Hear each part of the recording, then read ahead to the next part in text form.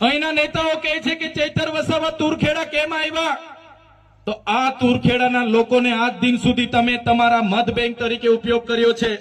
એ બહેનોને ક્યારે તમે પોતાની બહેનો માની નથી, આ વિસ્તારના લોકોને ક્યારે તમે પોતાના લોકો માન્યા નથી, એટલા માટે જ આજે પણ તમે રસ્તા બનાવ્યા નથી। અને એ લોકોનું દુઃખ જ્યારે અમે મહેસૂસ કરીએ છીએ ત્યારે અમે દોડતા આવીએ છીએ એમના દુઃખમાં સહભાગી થવા માટે।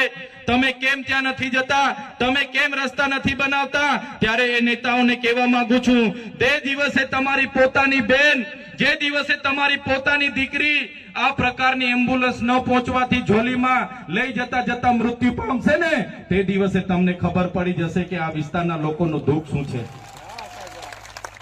આ વિસ્તારના લોકોને જે હેરાનગતિ થાય છે, આજે અહીંયા કાંદા ગામ છે, કાંદા ગામના લોકોએ મને રજૂઆત કરી, સાહેબ અમારા ગામમાં આંગણવાડી નથી, બાળકોને બેસવા માટે આંગણવાડી નથી। વિચાર કરો, આ પરિસ્થિતિ 30 વર્ષથી ભારતીય જનતા પાર્ટીનું શાસન છે છતાં છે।